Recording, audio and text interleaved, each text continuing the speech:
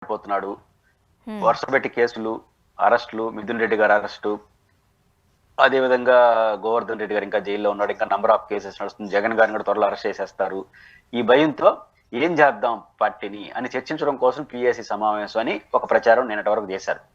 నేను నమ్ముతున్నా ఆయన ప్రజా పోరాటాల వైపు వెళ్తాడు.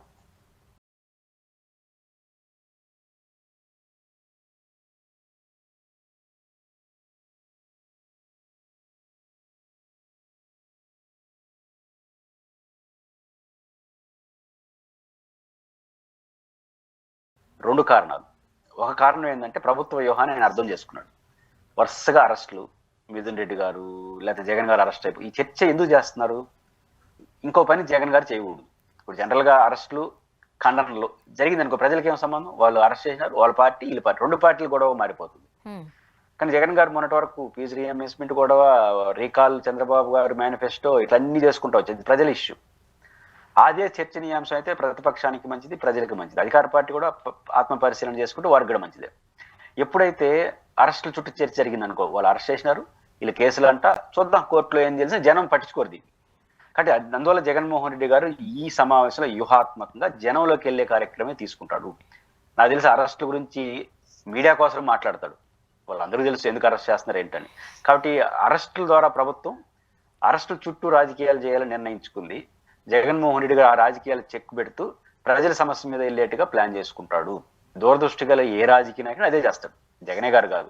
ప్రభుత్వం అరెస్టులు, కేసులు చుట్టూ దాని చుట్టూ మాట్లాడుతుంటే మమ్మల్ని అన్యాయంగా అరెస్ట్ చేస్తున్నారు, నిబంధనలు విరుద్ధం, రేపు వస్తే మేము కొడతాము, ఇది ప్రజలు పట్టించుకోరు. ప్రజలు దైనందిన సమస్య అయితే పట్టించుకుంటారు. అందుకని జగన్మోహన్ రెడ్డి గారు ఈ అరెస్టులకు విరుగుడుగా ఏదైతే వరుస అరెస్ట్ జరుగుతున్న వార్తలు, మధ్యంలో ఏదో జరిగిందన్న ప్రచారం, వీటన్నిటికీ విరుగుడుగా ఆయన ఎంచుకోబోయే మార్గం ఏంటంటే డైరెక్ట్ గా క్షేత్రంలో ప్రజల్లోకి వెళ్ళిపోవడం. ఇవన్నీ పక్కకు పోతాయి. కాబట్టి అరెస్టులకు విరుగుడుగా జగన్మోహన్ రెడ్డి గారు పిఎస్సి వేదికగా చేయబోయేది ప్రజా పోరాటాలు, ప్రజల్లోకి వెళ్ళడం, జనబాహుల్యోకి జగన్ వెళ్ళడం తప్ప ఇంకోటి కాదు. ఇంకా సహజంగా వర్తమాన అంశం స్పందిస్తాడు. ఇప్పుడు నల్లపరెడ్డి ప్రసన్న కుమార్ రెడ్డి ఇంటి మీద మాట్లాడారు. ఒకవేళ ప్రసన్న కుమార్ రెడ్డి గారు ఇంట్లో ఉంటే పరిస్థితి ఏంటి అన్నారు. నందిగం సురేష్ కి 191 రోజులు జైల్లో పెట్టారు. సో వివిధ అంశాలకు సంబంధించి జగన్మోహన్ రెడ్డి గారు చాలా క్లియర్ గా మాట్లాడినట్టు కూడా మనం చూస్తూ ఉన్నాం. ఈ మధ్యకాలం జరిగిన పరిణామాలు మిథున్ రెడ్డి గారిది లేకపోతే నందిగమ్ము ప్రసన్న కుమార్ రెడ్డి విషయాలపైన ఖచ్చితంగా స్పందిస్తాడు. వాళ్ళ పార్టీ అధ్యక్షుడు కదా, లేటెస్ట్ ఇష్యూ కాబట్టి. అయితే ఇక్కడ నందిగం సురేష్ అనేది కేసు ఏం జరుగుతుందో చూడాలి, మిథున్ రెడ్డి గారిది కేసు ఏం జరుగుతుందో చూడాలి. లక్ష్మణ్ రెడ్డి గారికి మన కోరు ప్రసన్న కుమార్ రెడ్డి పాయింట్ వరకు వచ్చేసరికి మనం కూడా ఆయన వేమిరెడ్డి ప్రశాంత్ పైన చేసిన వ్యాఖ్యలు వ్యతిరేకించాం, ఖండించాం. ఆయన పైన కేసు పెట్టడానికి కూడా తప్పట్లేదు.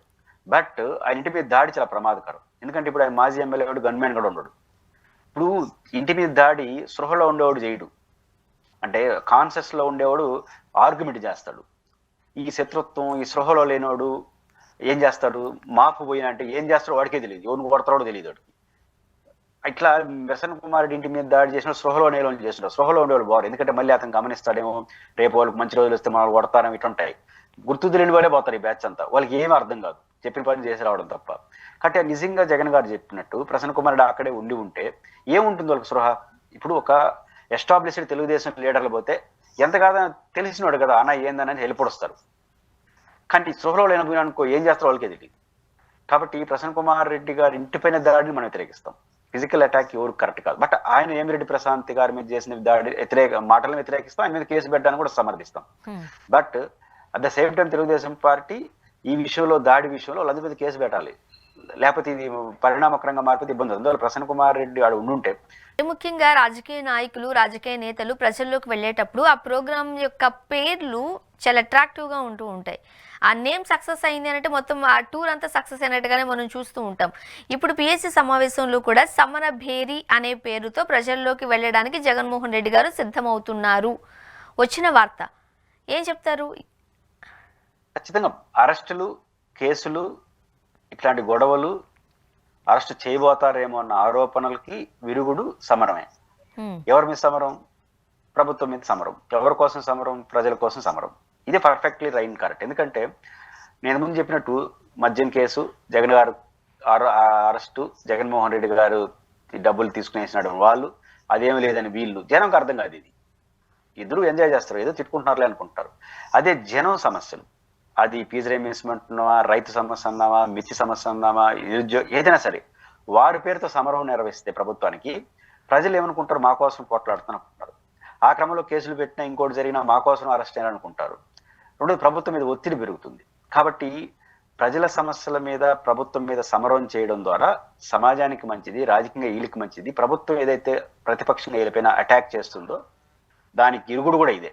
కాబట్టి ఈ ప్రభుత్వం మీద సమరమే వైఎస్ఆర్ కాంగ్రెస్ పార్టీకి ఉన్న రైట్ మార్గం. బహుశా ఆ మార్గాన్ని వాళ్ళు ఎంచుకునే అవకాశం ఉంటుంది.